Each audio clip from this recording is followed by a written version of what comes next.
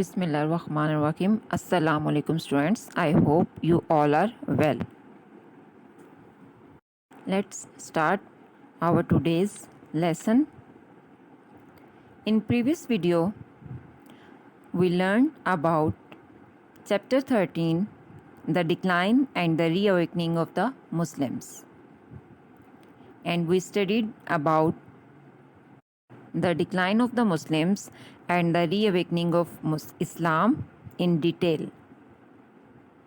And in today's video, we will study about two scholars, Shah Waliullah and Sayyid Ahmad Shahid. Let's start. Shah Waliullah from 1703 to 62. Shah Waliullah was born into a strict religious family. بہت ہی سخت اور مذہبی family میں پیدا ہوئے تھے Shah Wali Ullah. And his father being a teacher at a madrasa in Delhi. اور دلہی میں ایک مدرسے میں آپ کے فادر جو تھے وہ ایز اے ٹیچر کام کرتے تھے. اور شاہ ولی اللہ نے بھی یہیں سے اسی مدرسے سے تعلیم حاصل کی تھی. اور and then later went on to study in Mecca. پھر اس کے بعد شاہ ولی اللہ مکہ سے مزید تعلیم حاصل کرنے کے لیے مکہ میں چلے گئے تھے. And when he returned after 14 years later, پھر جب وہ واپس آئے 1732 میں, the Muslim situation was even worse and they were deeply divided. مسلمانوں کے حالات جو تھے وہ بہت ہی مایوس تھے, بہت خراب حالات میں تھے مسلمان, اور جو ہے وہ بہت زیادہ ڈیوائڈ ہو چکے تھے.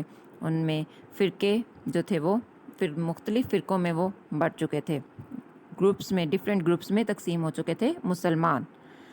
And people had different ideas. لوگوں کے ریلیجن کے بارے میں ڈفرینٹ آئیڈیاز تھے, ہر ایک کا اپنا ایک آئیڈیا تھا. اور چونکہ ہولی قرآن جو تھا وہ عربک میں تھا, تو لوگ جو ہے وہ اس لینگویج کو سمجھ نہیں سکتے تھے. تو جو ان کے جو ٹیچرز ہوتے تھے, جو ان کو پڑھاتے تھے, جو ان کے لیڈرز ہوتے تھے, وہ ان کو جیسا بتاتے تھے وہ اس کے اوپر ویسے ہی عمل کرنے لگ جاتے تھے, کیونکہ وہ عربک لینگویج کے بارے میں نالج نہیں رکھتے تھے. سو دین شاہ ولی اللہ ٹرانسلیٹڈ دا قرآن انٹو پرشین. کیونکہ لوگ جو ہے وہ فارسی زبان کو سمجھتے تھے, تو شاہ ولی اللہ نے قرآن پاک کو ٹرانسلیٹ کیا فارسی میں, جو کہ زیادہ تر لوگ جو تھے وہ اس کو سمجھتے تھے.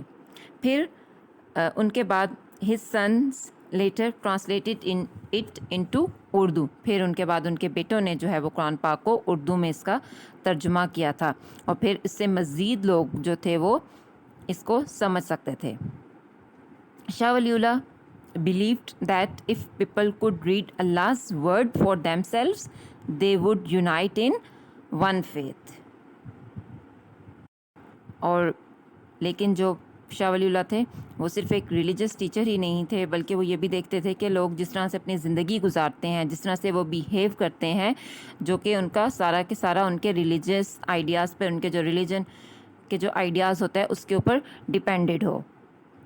And also their religion depended on people being good, just and honest towards each other in society. اور جو ریلیجن ان کا کہتا ہے کہ ہمیں ایک دوسرے کے ساتھ انصاف پسندانہ زندگی گزارنی چاہیے, آنیسٹ ہونا چاہیے, سوسائٹی میں لوگوں کو ایک دوسرے کے ساتھ اچھا برتاؤ کرنا چاہیے, ایک جیسا سلوک کرنا چاہیے, اور ایمانداری سے زندگی گزارنی چاہیے ایک سوسائٹی میں. As well as being a philosopher in showing how Islam and the general way of life depended on one another, Waliullah was a very practical man. وہ practical man تھے, یعنی کہ وہ عمل کرنے پر یقین رکھتے تھے. And he realized that the great difference between rich and the poor, and he also wanted the Muslims to regain their lost glory and to understand the teaching of Islam. وہ چاہتے تھے کہ مسلمانوں نے جو اپنا شان و شوکت جو لاسٹ کر دیا ہے, جو وہ کھو چکے ہیں, جس عزت اور مرتبے کے ساتھ وہ زندگی گزارتے تھے, جو ٹائم انہوں نے گزارا ہے, وہ چاہتے تھے کہ دوبارہ سے مسلمان اس شاندار زندگی کو دوبارہ سے اچیو کریں. And he advised equality between the rich and the poor, fair distribution of wealth and discouraging dishonesty. آپ نے امیر اور غریب لوگوں میں جو تھا وہ انصاف، ایکویلٹی یعنی کہ ان کے ساتھ ایک جیسا سلوک کرنے کو ترجیح دی، اور جو دولت ہے اس کی فیئر ڈسٹریبیوشن کی جائے، اور ڈس آنیسٹی کو انہوں نے ڈسکریج کیا تھا. اور جو مزدور تھے، غریب کسان وغیرہ تھے، ان کو ان کے جو ڈیلی ویجز ہوتی تھی، مزدوری جو ہوتی تھی، وہ ان کو فیئر طریقے سے دی جائے. اور اس کے علاوہ جو مرچنٹس تھے وہ اپنے جو خرید و فروخت کرتے ہیں اس میں ان کی پرائسز بھی فیئر ہوں. اور اس کے علاوہ قرآن کے جو اصول ہیں ان پر عمل کیا جائے، یعنی کہ سوسائٹی میں ان تمام چیزوں کو فالو کیا جائے جو کہ ان کا دین، مذہب، مسلمانوں کا اسلام جو مذہب ہے جو ان سے کہتا ہے، اس کو ایز اے پریکٹیکل کیا جائے، اس پر عمل کیا جائے. Although Shah Waliullah did not reach high office or any position of power, the influence of his teaching was immense in the years after his death. کوئی بہت بڑی پوزیشن پہ نہیں تھے، وہ ایک اسکالر تھے، لیکن ان کی جو ٹیچنگس تھیں وہ ان کی زندگی کے بعد بھی بہت زیادہ اثر رکھتی تھی سوسائٹی پہ. And he showed the people the way to return to the purity of their faith. Understood? After Shah Waliullah discussion, let's discuss Sayyid Ahmad Shaheed from 1786 to 1831. While Shah Waliullah was a thinker, Sayyid Ahmad was a man of action. عمل کرنے پر یقین رکھتے تھے سید احمد شہید. And Islam seemed under even stronger attack as the Sikhs had taken over Punjab and much of what later became the northwestern frontier province. اسلام کے اوپر جو ہے وہ اسٹرانگ قسم کے اٹیک ہو رہے تھے سکھس کی طرف سے. انہوں نے زیادہ تر جو پنجاب کا ایریا تھا، NWFP کا جو ایریا تھا، وہ انہوں نے اپنے انڈر کر لیا تھا، اس کے اوپر قبضہ کر لیا تھا. اسی طرح جو برٹشرز تھے وہ بھی اسلام کے اوپر اٹیک کر رہے تھے، اور ان کا جو ریلیجن تھا، جو ان کو انفلوئنس تھا، وہ اس سوسائٹی پر ایسٹ اور ساؤتھ والی سائڈ پہ جو تھا وہ وہاں سے مسلمانوں کے اوپر ظلم و ستم تھے، اور مسلمانوں کو جو ہے وہ پیچھے دھکیلنے کی کوشش کی جا رہی تھی. سو آفٹر ٹریننگ ایٹ ولی الاز اولڈ مدرسہ، سید احمد شہید نے اسی مدرسے سے جو ہے وہ ٹریننگ لی تھی، شاہ ولی اللہ کے مدرسے سے. تو انہوں نے پھر پٹھان آرمی کو جو ہے وہ جوائن کر لیا تھا. And after several years he return to Delhi where he gained many followers, جہاں پہ انہیں بہت سے دلہی کے مقام پر انہیں بہت سے فالوورز مل گئے تھے کئی سالوں بعد جب وہ واپس آئے تھے. اور پھر وہاں سے انہوں نے جہاد جو ہے وہ اسٹارٹ کیا تھا. And in 1821 he went for the hajj کے لیے چلے گئے تھے. And remained in Mecca for a year, اور 1.5 سال تک جو ہے وہ ایئر اینڈ اے ہاف وہ جو ہے وہ مکہ میں ہی رہے تھے. For working out in detail the جہاد which was planned to return the Punjab and NWFP to Muslim rule. وہاں پر انہوں نے یہ جو پلاننگ کی تھی اس جہاد کے لیے کہ کیسے جو ہے وہ پنجاب کو اور NWFP کو دوبارہ سے مسلم رول کے انڈر لیا جائے، سکھوں سے اس کو واپس حاصل کیا جائے. پھر کئی ہنڈریڈ جو تھے وہ فیو ہنڈریڈ مین، کچھ لوگ جو تھے وہ اپنے ساتھ ملا کے انہوں نے مارچ شروع کیا تھا. ٹیریٹری جو تھی سکھوں کی جو علاقہ تھا اس کو انہوں نے ایوائڈ کیا تھا. پھر to Kabul where more warriors, وہاں پہ مزید جو جنگجو تھے، مسلمان جو جنگجو تھے، وہ انہوں نے ان کو جوائن کر لیا تھا 1830 میں. اور پھر انہوں نے ریکیپچر کر لیا تھا پشاور کو. اور جو یہ سب آدمی تھے، جو ان کی آرمی تھی جو کہ جہاد کر رہی تھی، یہ سید احمد شہید کو اپنا لیڈر مانتی تھی. بٹ چونکہ یہ سب لوگ جو تھے وہ ڈفرینٹ جگہوں سے انہوں نے اس آرمی کو جوائن کیا تھا، اور سب کے جو تھے وہ ڈفرینٹ آئیڈیاز تھے فائٹنگ کے. And Syed Ahmad Shaheed also imposed taxes on people whose land he had reconquered. اور جس لینڈ کو انہوں نے دوبارہ سے فتح کیا تھا تو ان لوگوں پر بھی انہوں نے دوبارہ سے ٹیکس جو ہے وہ نافذ کیا تھا تاکہ جو آرمی تھی اس کو پے کیا جا سکے اس کی جو ایکٹیویٹیز تھیں لوگوں کے لیے جو وہ جہاد کر رہے تھے اس کے جو اخراجات تھے اور جو آرمی تھی تاکہ ان ٹیکسز سے ان کو آسانی سے پے کیا جا سکے. تو آپ نے ٹیکس بھی جو ہے وہ ان لوگوں پر ان کی زمینوں پر لگایا تھا. And the chief of Peshawar یار محمد who pretended to be the سر سید احمد الہی وہ یار محمد جو ہے وہ چیف تھا پشاور کا. وہ خود کو ساتھی جو ہے وہ شو کرتا تھا ظاہر کرتا تھا کہ وہ ان کا ساتھی ہے سید احمد شہید کا لیکن اس نے ان کو مارنے کی کوشش کی تھی. And in a desperate battle with the Sikhs took his army away. اور ایک بہت ہی مایوس قسم کی مایوس کن جنگ ہوئی تھی سکس کے ساتھ. اس میں اس نے آپ کی آرمی کو بہت دور لے گیا تھا اور hoping that Syed Ahmad would be killed تاکہ سید احمد جو ہیں وہ مارے جائیں. ہی ڈڈ ناٹ ڈائی لیکن وہ مارے نہیں گئے. But however was forced to retreat to Balakot to try and liberate Kashmir. And here some traitors یہاں پہ جو کچھ غدار تھے showed the Sikhs and undefended gate to the town. اور پھر انہوں نے یہ جو سکس تھے انہوں نے جو غدار تھے انہوں نے مدد کی تھی سکھوں کی اور جنہوں نے اٹیک کر دیا تھا سید احمد شہید پر اور پھر وہ اس جنگ میں فائٹنگ کرتے کرتے شہید ہو گئے. And this was the effective and of the جہاد موومنٹ ایٹ دا ٹائم. اور یہ بہت ہی جہاد موومنٹ کا ایک افیکٹو قسم کا اینڈ تھا اس وقت. And all together it was a brilliant effort and for the first time there was a hint of a state for all Muslims. But Sayyid Ahmad was far ahead of his time. وہ اپنے time کے بہت مشہور جو تھے وہ جہاد کرنے والے جانے جاتے تھے. And although the remains of his army struggled on for some years in the NWFP اور پھر بھی ان کی جو کچھ آرمی تھی اس نے کوششیں کی تھیں NWFP کو جو ہے وہ اس کو حاصل کرنے کے لیے. His movement field for a number of reasons. لیکن یہ جو موومنٹ تھی بہت سی ریزنس کی وجہ سے ناکام ہو گئی تھی. And the campaigns were not organised largely because his officers were more often than not professors and scholars. لیکن اب یہ کیمپین کیوں کامیاب نہیں ہو پا رہی تھی کیونکہ اس میں اسکالرز نہیں تھے پروفیسرز نہیں تھے ایکسپیرینسڈ لوگ نہیں تھے.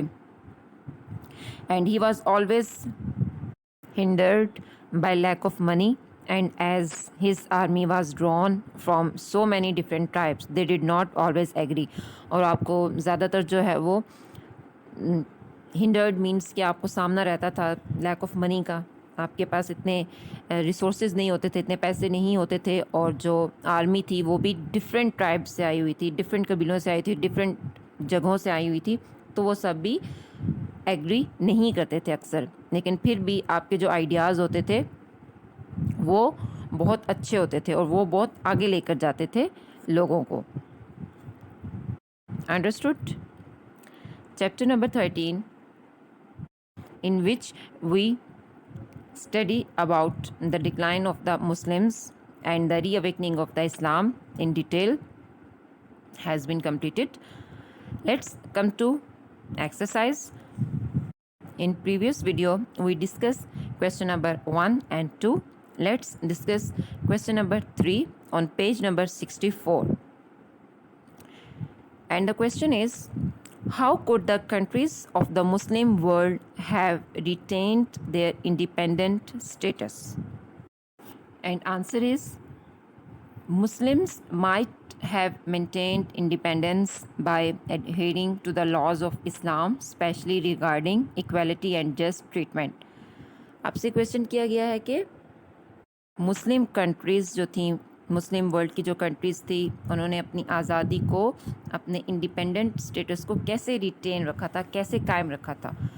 سو مسلمز نے اس لیے اپنی انڈیپینڈنس کو جو ہے وہ مینٹین رکھا تھا بائی ایڈہیرنگ مینس کہ وہ اسلامک اصولوں پر جو اسلام کے جو اصول تھے ان پر मजबूती से कायम रहते थे. एडहेरिंग मीन्स कि कायम रहना, इस्तेहकाम और सब लोगों के दरमियान वो इक्वालिटी और जस्ट ट्रीटमेंट करते थे, यानी कि इंसाफ से काम लेते थे. And the rulers spent more time and effort in the social development and uplift of their people. And they would have had stronger economies as a result of education and industry, and would have been able to retain their independence. इसके अलावा वो social development पे बहुत तवज्जो देते थे अपने लोगों को, वो हमेशा अपलिफ्ट करने की कोशिश करते थे, और इकॉनमी उनकी बहुत स्ट्रांग होती थी, एजुकेशन पे बहुत ज़्यादा तवज्जो देते थे, इंडस्ट्री पे बहुत ज़्यादा तवज्जो देते थे, जिसकी वजह से उन्होंने अपने इंडिपेंडेंट स्टेटस को रिटेन किया हुआ था. Understood. Question number 4 is, in what veg can the ideas of Shah Waliullah and Syed Ahmad शहीद बी कॉल्ड प्रोग्रेसिव. कैसे उनको प्रोग्रेसिव कहा जा सकता है, शाह वलीउल्लाह और सैयद अहमद शहीद के आइडियाज़ को. बोथ शाह वलीउल्लाह एंड सैयद अहमद शहीद वर रिलीजियस थिंकर. दोनों जो थे वो मजहबी थिंकर्स थे और लीडर्स थे, जो कि फेयर और जस्ट सिस्टम पे बिलीव करते थे. And they also tried to unite the people into a nation, and there ideas can be called progressive because Shah Waliullah by translating the Quran into Persian and hoped that people could understand its teachings properly. And he also fought for more equality and urged people to return to the tenets of their faith. And Sayyid Ahmad Shahid tried to put many of these ideas well ahead of their time into practice through the concept of jihad as a struggle for liberation from oppressive rulers and a movement towards the spirit of Islam. Syed Ahmad शहीद ने भी मुसलमानों को oppressive होने से, उनके ऊपर जो दूसरी जो क़ुव्वतें थी वो गाज़िब आ रही थी, उनसे निकालने के लिए जिहाद के कॉन्सेप्ट को जो है वो उसको प्रैक्टिस करने पे तवज्जो दी थी, और मुसलमानों को इन क़ुव्वतों से आज़ाद करने के लिए स्ट्रगल की थी. Question number 5 is, find out and list some of the natural resources of the Muslim countries that came under Western domination in the 17th and 18th centuries. उन नेचुरल रिसोर्सेज की लिस्ट बनानी है जो कि under आ गई थी 17 और 18 सदी में वेस्टर्न डोमिनेशन के अंडर आ गई थी. The Muslim countries in Asia were rich in natural resources, in spices, minerals, in metals. And North African Muslim countries were colonized after the 19th century, and the population of all these Muslim and other colonized कॉलोनियाँ बना दी गई थी, under आ गई थी ये British government के. तो ये जो सारी चीज़ें थी वो भी इन 2 सदियों में, 17 और 18 सदियों में जो है वो ब्रिटिशर्स के अंडर आ गई थी. And was a source of cheap labour for the waste. और ये जो सब चीज़ें थी, यहाँ की जो इंडस्ट्रीज़ थी, यहाँ के जो सोर्सेज थे, वो प्रोवाइड करते थे raw material to the waste, for the waste. Understood. Let's come to the worksheet of chapter 13. Choose the correct answer. A. Shah Waliullah was educated at a Madrasa in Delhi. The Holy Quran was translated by Shah Waliullah into Persian, and Shah Waliullah stayed in Makkah for 1.5 years. Sayyid Ahmad Shahid marched to Dash with his men. Kabul. The NWFP was renamed KPK in the year of, NWFP को KPK का नाम दिया गया था किस year में? In 2010. Understood? I hope you will complete your all work on your neat notebooks. Thank you. Stay blessed and Allah Hafiz.